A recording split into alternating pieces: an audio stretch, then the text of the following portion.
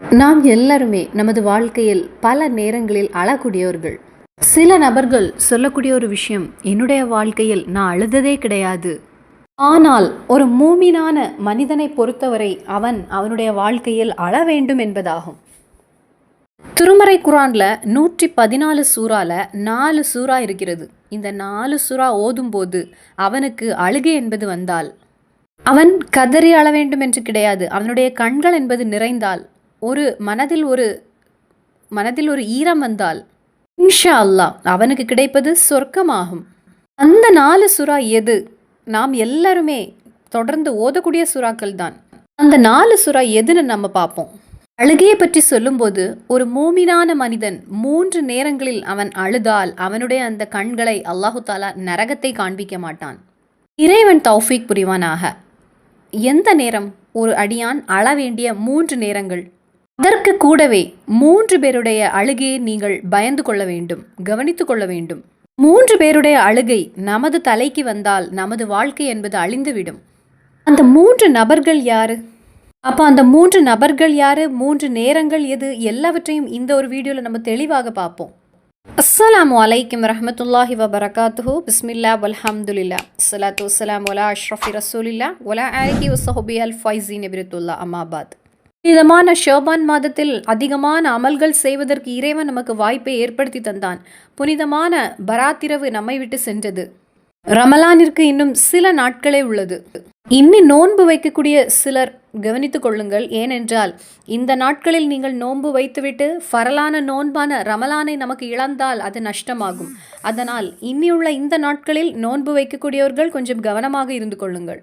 சிலர் ஷோபான் மாதத்தில் தொடர்ந்து எல்லா நோன்புகளையும் வைப்பாங்க. ஆனால் ரமலானுடைய மாதம் வந்தவுடன் அவர்களுக்கு நோன்பு வைக்க முடியாமல் உள்ள சூழ்நிலை வந்தவர்களும் உண்டு. அல்லாஹு தஆலா அப்படிப்பட்ட நிலைகளிலிருந்து நம்மை பாதுகாப்பானாக. நாம் செய்த அமல்கள், நோன்புகள் எல்லாவற்றையும் இறைவன் ஏற்றுக்கொள்வானாக. ஆமீன் யா ரப்பல் ஆலமீன். நாம் எல்லாருமே நமது வாழ்க்கையில் அழாத்த நேரங்கள் என்பது குறைவாக தான் இருக்கிறது. ஒரு நேரத்திலாவது நாம் அழுதிருப்போம். அந்த நேரம் எப்போன்னா, நமது உம்மா நம்மை பிரசவித்த போது அந்த நேரத்தில் நாம் அழுதிருப்போம். அதன் பின்பு சிறு வயதில் அதிகமான விஷயங்களில் நாம் அழுதிருப்போம்.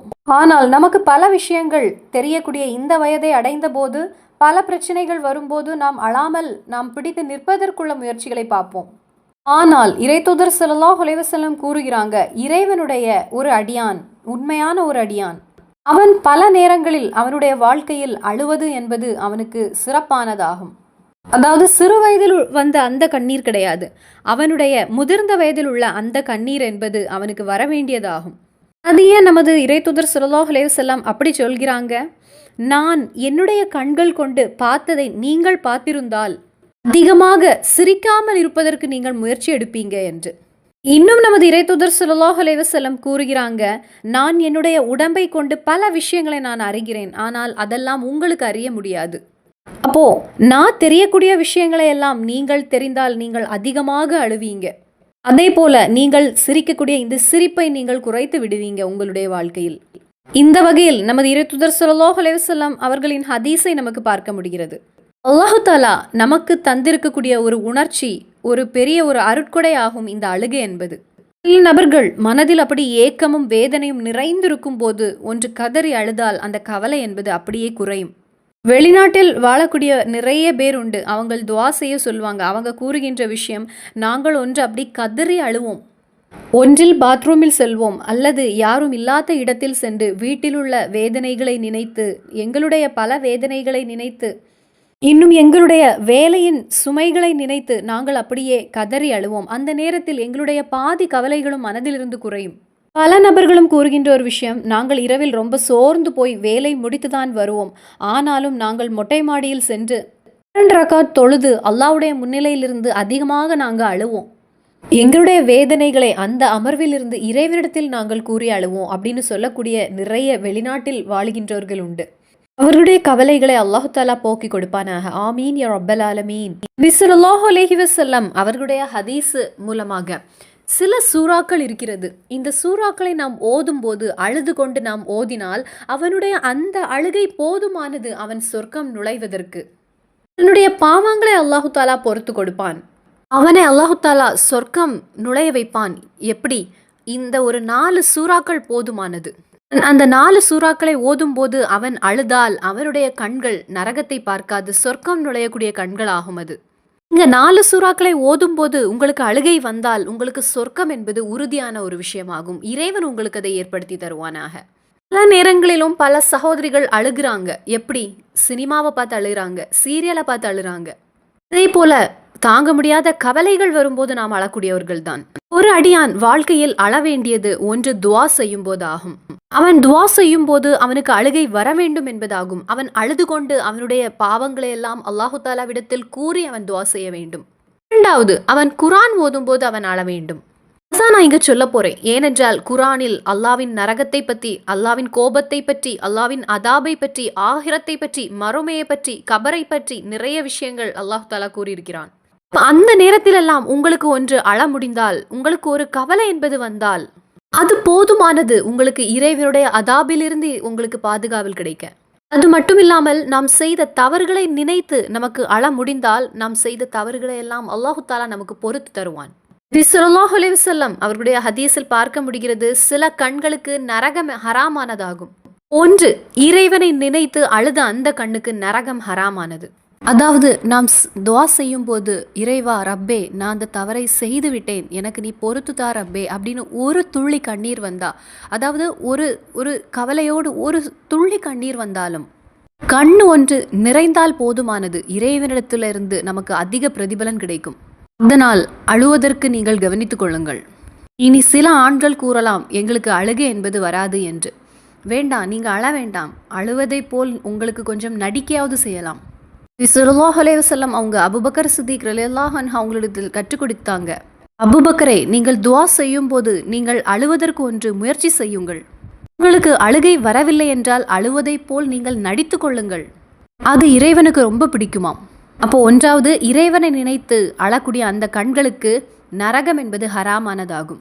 நபி ஸல்லல்லாஹு அலைஹி வஸல்லம் அவங்களுடைய ஹதீஸில் நமக்கு காண முடிகிறது, ஒரு ஈயுடைய அளவிற்கு அல்லது ஒரு கொசுவிட அளவிற்கு ஒரு அடியானுடைய கண்களில் இருந்து அவன் இறைவனை நினைக்கும் போது கண்ணீர் வந்தால் அந்த கண்கள் பின்பு நரகத்தை பார்க்காது.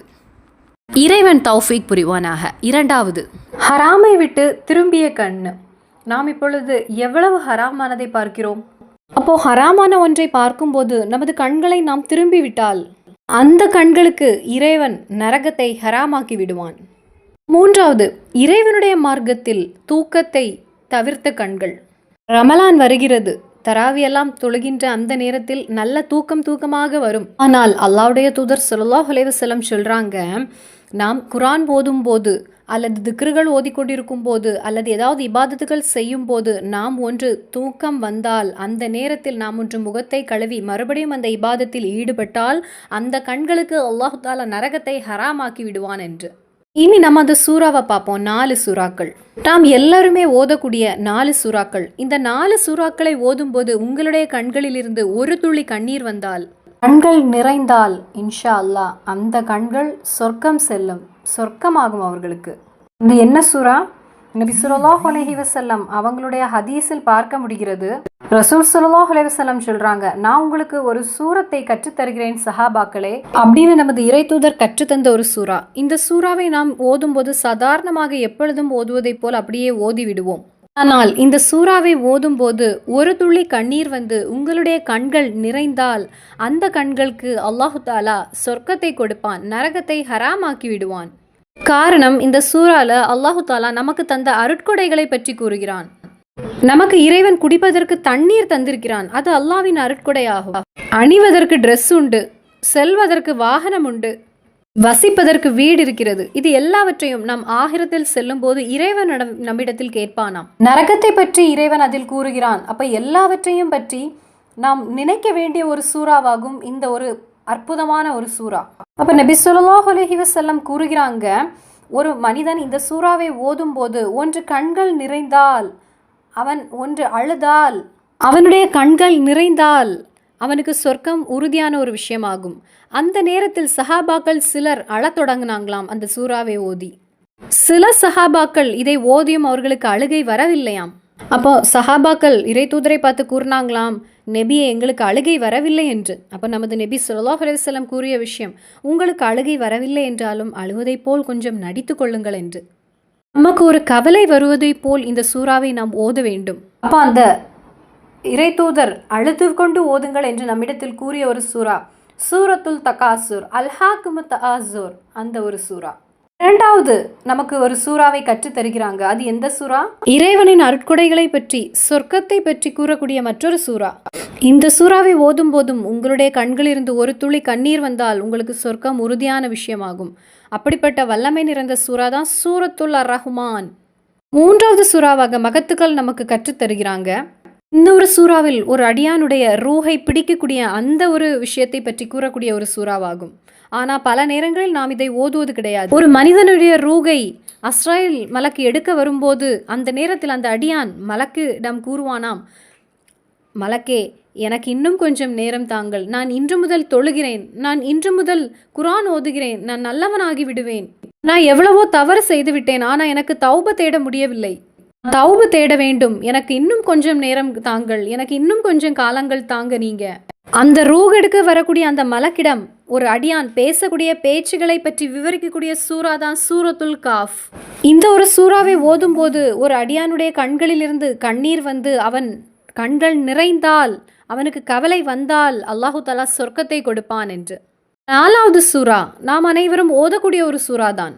நரகத்தை பற்றி கூறக்கூடிய, சொர்க்கத்தை பற்றி கூறக்கூடிய, மஹ்ஷரை பற்றி கூறக்கூடிய, தண்டனை பற்றி கூறக்கூடிய, கியாமத்து நாளை பற்றி கூறக்கூடிய, அதாபை பற்றி கூறக்கூடிய, ஆகிரத்தை பற்றி கூறக்கூடிய இந்த சூறாவை ஓதும் போதும் ஒரு அடியானுடைய கண்கள் சிறிது நிறைந்தால், அவனுடைய மனது ஒன்று கவலை அடைந்தால் அல்லாஹு தஆலா அவனுக்கு அதிகமான கூலியை வழங்குகிறான்.